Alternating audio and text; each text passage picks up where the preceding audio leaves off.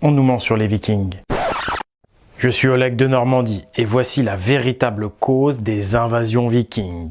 Les invasions vikings ne sont qu'une réaction contre la mise en place d'un système esclavagiste en Europe occidentale au 8e siècle.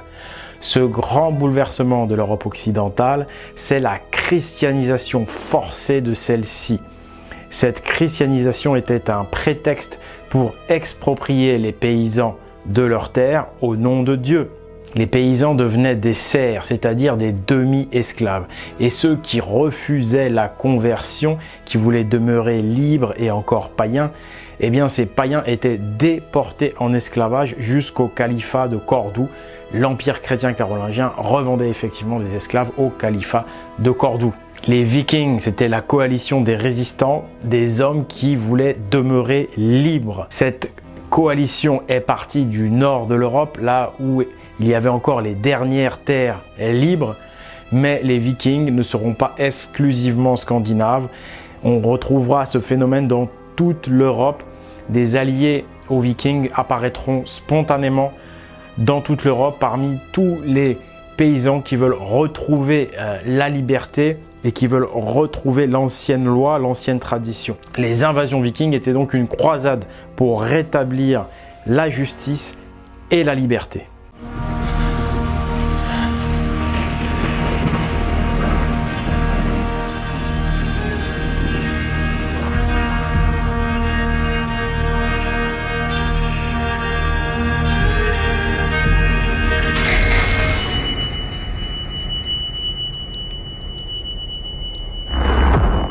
Qui contrôle le passé, contrôle l'avenir. L'histoire n'est qu'une fable. On connaît tous ces petites phrases de Napoléon, mais on n'imagine pas leur portée ni leur importance. Ce documentaire vidéo, fruit de plusieurs années de recherche, est une mini-synthèse des travaux de grands historiens et archéologues qui, mis bout à bout, donnent un ensemble cohérent et irréfutable. Cette vidéo va être une énorme claque. Il s'agit d'une alerte qui concerne notre passé à tous, qui concerne notre histoire collective, car le phénomène viking en réalité concerne le monde entier. Son histoire a malheureusement été obscurcie. Cet obscurcissement nous empêche de tirer profit de cette expérience collective. Mais aujourd'hui c'est différent. Nous allons pouvoir rectifier cette lacune en faisant la lumière sur les invasions vikings. Autour des Vikings, il y a plein de choses bizarres, pas logiques. Étrangement, par exemple, les historiens n'arrivent pas à déterminer avec précision la cause du phénomène viking. Prenons l'historien spécialiste et référence dans nos académies, Régis Boyer. Je cite: « Pourquoi est-ce précisément à la fin du 8e siècle que le mouvement viking a démarré? C'est là une question épineuse, très discutée, où l'essentiel n'est peut-être pas encore dit. » Fin de citation. Puis le spécialiste universitaire passe en revue plusieurs causes possibles. Mais étrangement, aucune n'a à voir ni avec la politique de l'empire carolingien alors émergent, cet empire n'est même pas évoqué, ni avec la religion. Je cite: « Et je tiens à réfuter l'argument religieux. » Fin de citation. Pour Régis Boyer, le leader de la pensée viking en France, ces invasions sont le fait d'un concours de circonstances, une somme de petites causes. Je cite: « Je voudrais seulement que l'on tînt le plus grand compte de la part du hasard et surtout du concours de circonstances. Les guerriers du Nord sont dépeints comme des barbares, des pillards, des voyous anarchistes agissant sans autre objectif que l'enrichissement personnel et la quête de gloire. Pourtant, les Vikings ont réussi à vaincre l'empire de Charlemagne, ce n'est pas rien. Ils ont réussi à fonder leurs États en colonisant des terres de l'Empire, comme en Normandie et un peu partout d'ailleurs en Europe, mais aussi dans le reste du monde, comme en Amérique, continent qu'ils ont découvert 5 siècles avant Christophe Colomb. Ah là, c'est quand même du lourd. Ces hauts faits ne collent pas tellement avec le portrait de pirates non civilisés qu'on leur a fait, mais plutôt avec celui de gens intelligents et très bien organisés, et par conséquent des gens civilisés. Ce portrait de voyous non civilisés est abusif et même calomnieux. Mais ça se l'explique très facilement, parce que tout ce qu'il nous reste de l'histoire des Vikings a été écrit par des moines chrétiens, or les membres du clergé étaient parti pris. Ils étaient en effet les premières cibles des attaques vikings. Logique que les Vikings aient été diffamés dans cette version qui n'est qu'une propagande de guerre. Les Vikings étaient païens. Pourtant, c'est uniquement à partir de documents écrits de la main de leurs ennemis chrétiens que leur histoire officielle nous est racontée. Les écrits d'auteurs vikings sont, eux, partis en fumée lors des différentes inquisitions réalisées par l'Église romaine. Pourtant, il existe encore des textes d'historiens neutres, ainsi que des éléments archéologiques probants qui prouvent une toute autre version des faits. Mais ces éléments restent trop peu connus. Leur évidente organisation militaire, leur connaissance supérieure avérée par l'archéologie, comme dans la métallurgie avec l'épée Ulfbert, dans l'ingénierie navale avec leur drakkar, la découverte de l'Amérique, ce ne sont que des arbres qui cachent la forêt, des portes vers une toute autre histoire.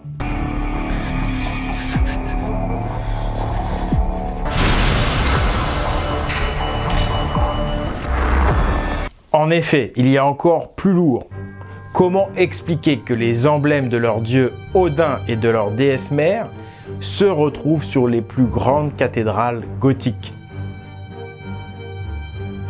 Chose incroyable, la rune d'Odin se retrouve sur les plus grandes cathédrales, à Notre-Dame de Chartres notamment, à Notre-Dame d'Amiens, et sur la flèche, malheureusement partie en fumée, de Notre-Dame de Paris. La flèche de Notre-Dame de Paris comportait des runes odales du dieu Odin. Vous êtes sur Pagan TV, je suis Oleg de Normandie. Voici la vérité sur les causes du phénomène viking.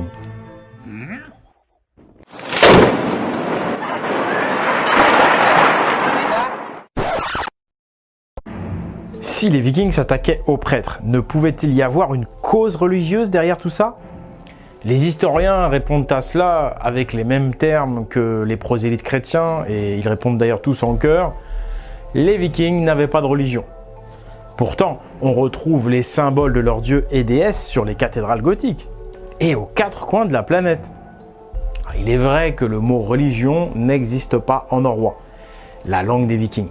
Mais les dieux et déesses, eux, existaient bien avant l'arrivée du mot religion, un mot qui vient du latin religio. Et les Vikings, comme les Gaulois et les Hellènes d'ailleurs, eux parlaient plutôt que de religion, de tradition. Une tradition qui comportait ses dieux et ses déesses. Alors que dans le christianisme, il n'y a qu'un seul Dieu. En conséquence, le conflit avec le monothéisme chrétien était inévitable. De même, comment expliquer un si soudain déferlement de guerriers? Pourquoi du jour au lendemain, les Vikings auraient-ils décidé, tous en chœur, après des siècles de commerce tranquille avec les Francs, d'attaquer l'empire de Charlemagne? Quelle mouche les a piqués? Pourquoi les historiens officiels font-ils si peu de rapport entre le phénomène viking et l'énorme bouleversement politique qu'a été pour l'Europe le changement de dynastie d'une royauté mérovingienne à une royauté carolingienne? Les invasions vikings ont démarré juste après cet énorme bouleversement politique provoqué par les Carolingiens et Charlemagne. La raison politique paraît assez évidente. Quelles étaient donc les relations entre l'Empire chrétien et leurs voisins païens et au-dessus nordiques? Toutes ces questions sont soigneusement évitées par la plupart des historiens académiques, trop conformistes, comme s'ils étaient soumis à une idéologie qui brouille les cartes. Mais brouiller les cartes pour quoi? Qu'est-ce qu'on veut nous cacher? C'est le grand bouleversement.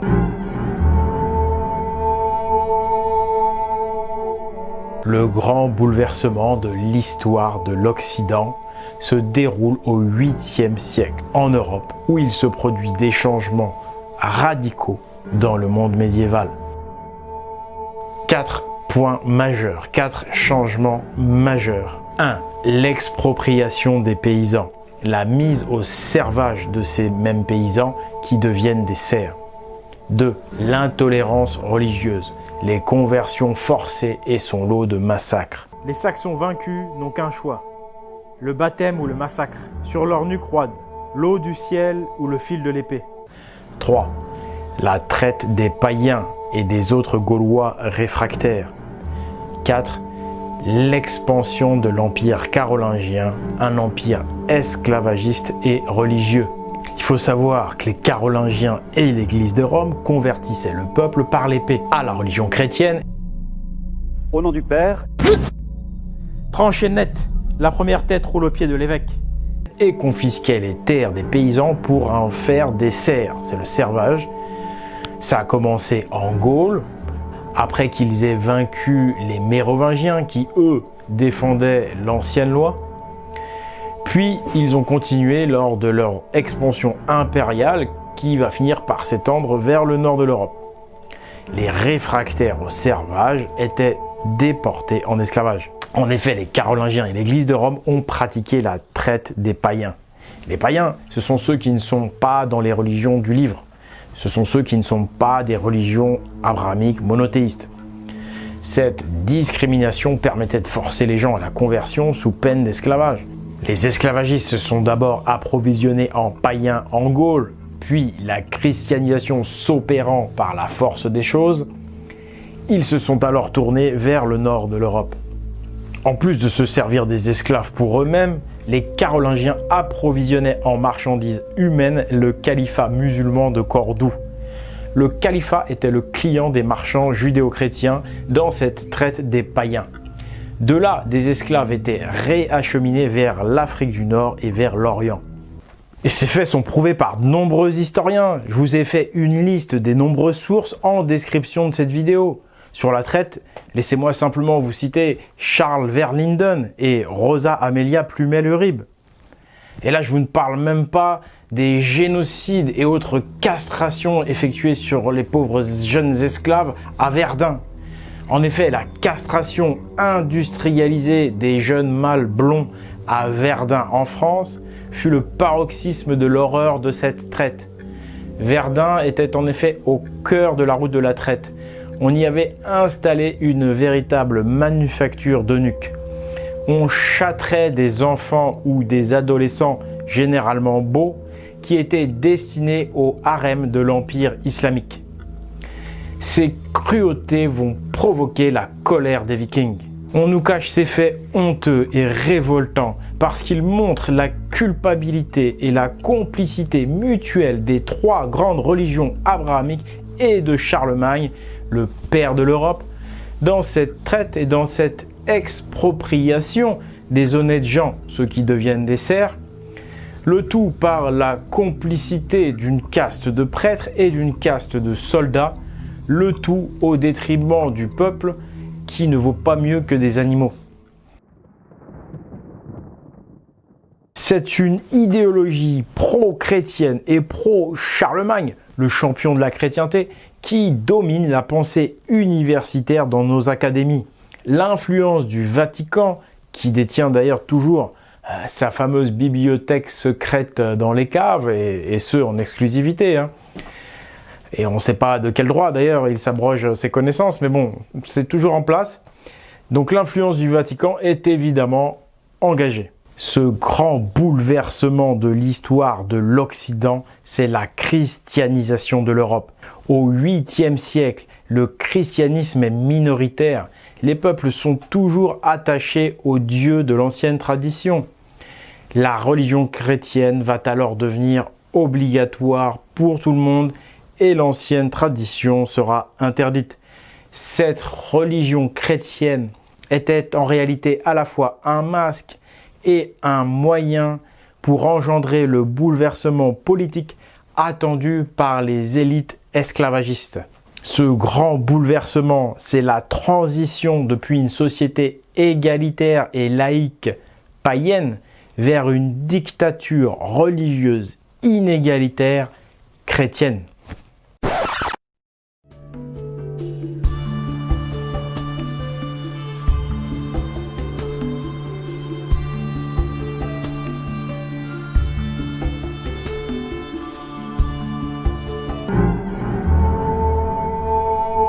Les méthodes utilisées par l'Empire chrétien de Charlemagne étaient des plus violentes. notamment lors de leur expansion vers la Saxe. Oui, Charlemagne va coloniser cette partie du nord de la Germanie par une guerre extrêmement meurtrière qui va durer plus de 30 ans. Une guerre qui sera ponctuée de plusieurs génocides et de déportations régulières des populations saxonnes. On retient notamment le fameux génocide de Verden en l'an 782. Le roi Charles, avec l'accord de l'évêque chrétien de Lindisfarne, va faire décapiter une tribu entière en une seule nuit. Oui, en une seule nuit, à la chaîne, c'est 4500 têtes d'hommes qui vont être coupées. Au nom du Fils, au nom du Saint-Esprit, Et 16 000 femmes et enfants orphelins qui seront déportés, le tout en une nuit. Face à de tels massacres, les survivants païens des guerres saxonnes se réfugient plus au nord en Scandinavie. Les fils d'Odin, qui sont symbolisés par le nom de leur chef et leader, Widukind, qui était le chef de la résistance germanique face au servage et à la christianisation. Et les Scandinaves, accueillant ces réfugiés païens, n'allaient pas se laisser faire. Maintenant regroupée en Scandinavie, la résistance allait contre-attaquer en lançant les invasions vikings. C'est cette agression religieuse et esclavagiste qui va engendrer une réaction de légitime défense. Les invasions vikings étaient en réalité une réaction de légitime défense, une réaction contre l'esclavage, contre l'intolérance religieuse et l'endoctrinement, contre l'expropriation des terres et contre la fin de la société de droit. Le droit et la justice sont les fondements même de la société traditionnelle. Ces valeurs sont symbolisées par le marteau de Thor, le dieu de la justice. Son marteau représente à la fois la potence de la balance de la justice et le marteau des juges. Cette réaction viking prendra la forme d'une croisade odinique, du dieu Odin, symbolisant la connaissance. Odin est connu pour avoir sacrifié son œil pour la connaissance. Du dieu Thor, le dieu de la justice, avec donc le fameux marteau, Thor rend la justice quotidiennement à Asgard. Et au nom de la déesse Vierge Mère, Freya ou Anna, qui symbolise la douceur. Les Vikings venaient rétablir l'ancienne loi. Ils venaient rétablir la justice en Europe, notamment en Gaule, au sein de laquelle les Vikings avaient évidemment de nombreux alliés. Nombreux seront les locaux gaulois à rejoindre les rangs vikings. À travers toute l'Europe, les historiens n'expliquent pas le grandissement progressif et massif des armées vikings. Ce sont évidemment des locaux partisans de l'ancienne tradition et de l'ancienne loi qui rejoignent le camp des Vikings. Parmi ces locaux qui rejoignent les Vikings, les anciens partisans des Mérovingiens restaient fidèles aux dieux de la tradition primordiale, c'est-à-dire aux valeurs de la justice et de la liberté. Des valeurs et des dieux qui allaient de pair avec l'organisation sociale égalitaire et laïque de la société. Ces Gaulois païens, partisans de la loi des anciens dieux, prenaient leur revanche de la défaite de 742 contre les armées islamo-chrétiennes, les morts du califat étant alliés aux Carolingiens au nom du front monothéiste contre les païens. Suite à la victoire carolingienne, la Gaule fut convertie par la force. Dans le feu et le sang, les réfractaires étaient déportés en esclavage. C'est donc en toute logique que quelques décennies plus tard, les fils de ces Gaulois réfractaires attendaient avec impatience la flotte viking dont ils seront naturellement les alliés au fur et à mesure du déroulement des invasions. Des invasions qui, de leur point de vue, n'étaient qu'une reconquête légitime de leur propre terre. On sait que de nombreuses régions aux quatre coins de la France et de l'Europe retournèrent sous l'ancienne loi égalitaire en passant sous commandement viking. Si la Normandie fut la plus grande colonie viking, Normandie signifiant littéralement « pays des hommes du Nord », on peut aussi citer, par exemple, la Gascogne et le Pays Basque. La raison de notre ignorance, c'est l'Église et le puissant Vatican. Un Vatican qui a écrit toute l'histoire de l'Occident et a donc tout fait pour masquer sa culpabilité dans cette traite. en écrivant une histoire complètement arrangée. Pourtant, la traite des païens est désormais prouvée par de nombreux historiens. Alors, pourquoi l'histoire officielle n'en a-t-elle jamais parlé? Force est de constater que le Vatican continue d'influencer les académies et les universités dans nos États pourtant laïques. Et cette influence est suffisamment importante pour que l'histoire officielle soit mensongère et complètement à l'avantage des religions abrahamiques. Maintenant, il va falloir faire reconnaître ces vérités, faire officialiser ces vérités.